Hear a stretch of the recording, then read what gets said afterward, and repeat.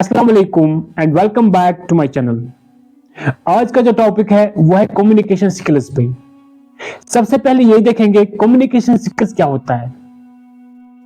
Communication skills का मतलब है बात करने की कला। अगर आप अपनी बात को वैसे ही दूसरे लोगों तक पहुंचा पाते हो जिस तरीके से आप पहुंचाना चाहते हो तो आप में बेहतरीन कम्युनिकेशन स्किल्स है। कम्युनिकेशन स्किल्स की हमें हर जगह जरूरत पड़ती है। चाहे हम एक टीचर की बात करेंगे, अगर एक टीचर में कम्युनिकेशन स्किल्स नहीं होंगे वो अपने बच्चे को सही से नहीं समझा पाएगा। एक सियासतदान को कम्युनिकेशन स्किल्स की जरूरत होती है। अगर एक सियासतदान में कम्युनिकेशन स्किल्स नहीं होंगे तो वो भी अपने जो वोटर्स होते हैं उन तक अपनी बात सही से नहीं पहुंचा पाएगा। जैसे मैं ये वीडियो बना रहा हूं, मुझ में भी कम्युनिकेशन स्किल्स की जरूरत है, तब जाके मैं आप तक अपनी बात सही से पहुंचा पाऊंगा। एक स्टूडेंट को कम्युनिकेशन स्किल्स की जरूरत होती है, एक डॉक्टर को कम्युनिकेशन स्किल्स की जरूरत होती है। अगर एक डॉक्टर में कम्युनिकेशन स्किल्स नहीं होंगे वो अपने पेशेंट को सही से नहीं समझा पाएगा। तो इट मींस कि हर जगह हमें कम्युनिकेशन स्किल्स की जरूरत पड़ती है। ये जो कम्युनिकेशन स्किल्स है ये इंप्रूव करना कोई बड़ी बात नहीं है। हम विद इन डेज अपनी कम्युनिकेशन स्किल्स को बेहतर बना सकते हैं। तो चलिए शुरू करते हैं आज का वीडियो। पहली चीज जो है वो है आपकी बॉडी लैंग्वेज। आप जब भी किसी इंसान के साथ बात करते हो आपकी बॉडी लैंग्वेज 55% मैटर करती है। यानी कि आपके कम्युनिकेशन के दौरान 55% आपकी बॉडी लैंग्वेज मैटर करती है। आपकी हाथों की मूवमेंट क्या है, आपका सर हिलाने का तरीका कैसा है, आपका आई कांटेक्ट कैसा है, आपका पूरा जिस्म हिलाने का तरीका क्या है, आपकी जो पैरों की पोजीशन है वो क्या है। कुछ लोग बात करने के दौरान अपने पैरों को हिलाते रहते हैं जबकि वो एक वीक साइन मानी जाती है। जो जिसके साथ हम लोग बात कर रहे होते हैं, जब हम लोग अपने पैरों को हिला रहे होते हैं तो उसको यही लगता है कि ये एक कमजोर इंसान है, इसमें कोई ना कोई खामी है। इसलिए बात करने के दौरान जो आपकी जो पूरी बॉडी लैंग्वेज है उसको पॉजिटिव रखिए, पावर पोजीशन में रखिए, अपनी बॉडी को बैलेंस में रखिए, क्योंकि 55% हमारी बॉडी लैंग्वेज हमारी कम्युनिकेशन में मैटर करती है। दूसरी चीज जो है वह है प्रेजेंस ऑफ माइंड। मान लीजिए मैंने ऑनलाइन कोई प्रोडक्ट खरीदा, अब उस प्रोडक्ट के ऊपर लिखा था by one get one free. अब जब ये पैकिंग मेरे घर आया, जब ये प्रोडक्ट मेरे घर आया, मैंने जब पैकिंग खोली तो मैंने वहां पे खाली एक ही प्रोडक्ट पाया। अब मैंने क्या किया, मैंने कंपनी के कस्टमर एग्जीक्यूटिव को कॉल किया। मैंने उसको कॉल पे बताया मुझे आप लोगों का प्रोडक्ट पसंद नहीं है। वो वहां से बोलने लगा आप ऐसा कैसे कह सकते हो, हमारा प्रोडक्ट तो बेहतरीन प्रोडक्ट है, दुनिया का नंबर 1 प्रोडक्ट है, आप ऐसा कैसे कह सकते हो। मैं उसको कह रहा हूं आप पहले तो मेरी पूरी बात तो सुनिए।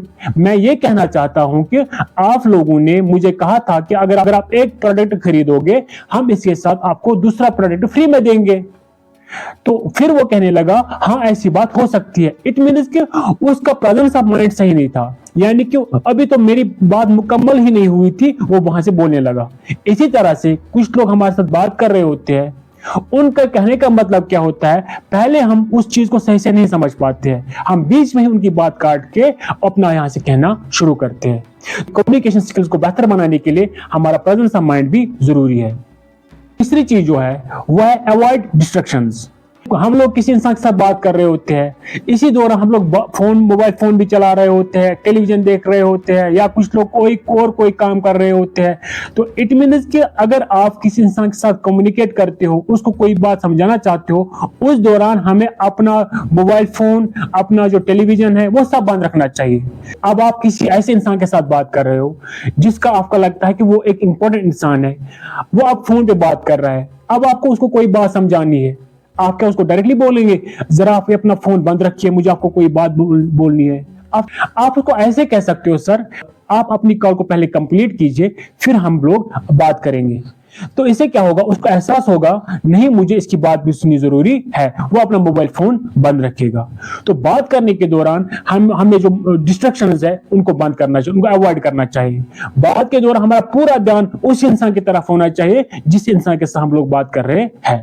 चीज जो है वह बीइंग रिलेटेबल, यानी कि आपको सबसे पहले ये ऑब्जर्व करना चाहिए कि आप जब किसी इंसान के साथ बात कर रहे हो तो उसको ऑब्जर्व करने की कोशिश करें। आखिरकार ये किस टाइप का बंदा है, क्या इसको सीरियस टॉक्स पसंद है या इसको हंसी मजाक पसंद है।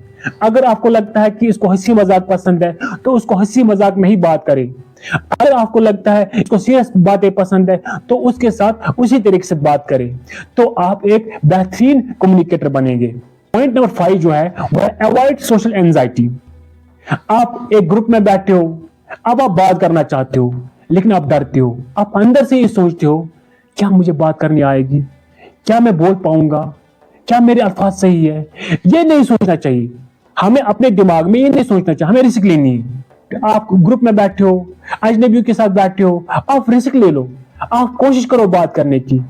अगर आपको बात करनी नहीं आएगी, अगर आपको कम्युनिकेट करना नहीं आएगा, लेकिन आपके जो अंदर डर है वो खत्म हो जाएगा। इट मीन्स कि आपको रिस्क लेने की जरूरत है। कभी कभी कुछ लोग होते हैं कहना चाहते हैं लेकिन एंड पे डरने की वजह से वो फिर से नहीं बोल पाते हैं।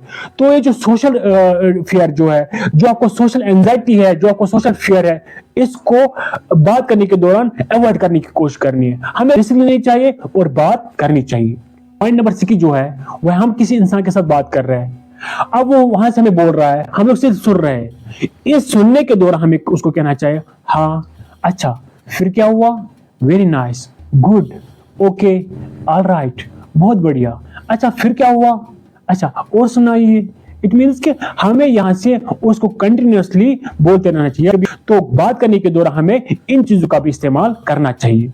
पॉइंट नंबर 7 जो है वो है जब भी हम किसी इंसान के साथ बात कर रहे हैं तो हमें ओपन एंडेड क्वेश्चंस पूछने चाहिए, हमें क्लोज एंडेड क्वेश्चंस नहीं पूछने चाहिए, यस नो वाले क्वेश्चन नहीं पूछने चाहिए। पॉइंट नंबर 8 जो है वो है यूज सिंपल वर्ड्स।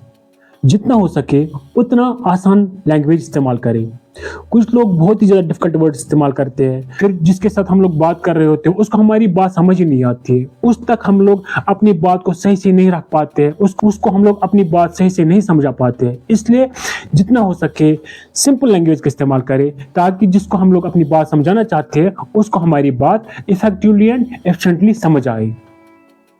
यहाँ पे भाषा की मैटर नहीं करती है, आप जिस भाषा में बात करते हो, चाहे आप कश्मीरी में बात करो, उर्दू में बात करो, इंग्लिश में बात करो, वो मैटर नहीं करता। यहाँ पे मैटर करता है कि क्या आप अपनी बात को सही से रख पाते हो कि नहीं रख पाते हो, क्या आप दूसरे इंसान तक अपनी बात सही से समझा पाते हो कि नहीं समझा पाते हो। एक सेल्स पर्सन है, वो आपके घर आया कोई प्रोडक्ट बेचने के लिए, अब वो आप कश्मीरी हो, अब वो आपके साथ इंग्लिश में बात करता है, वो तो आपको नहीं समझा पाएगा क्योंकि आप कश्मीरी समझते हो, वो आपके साथ इंग्लिश में बात करता है, तो यहाँ पे लैंग्वेज प्रॉब्लम हो जाएगी। इसलिए जिस जबान में दूसरे इंसान को सही से समझ आता है वही लैंग्वेज हमें इस्तेमाल करनी चाहिए, उसी लैंग्वेज में हमें उसको समझाना चाहिए ताकि वो हमारी बात को सही से समझ पाए, ताकि हमारी जो कम्युनिकेशन स्किल्स है वो बेहतर बन पाए, ताकि हम लोग इफेक्टिवली एंड एफिशिएंटली उस तक अपनी बात पहुंचा पाए।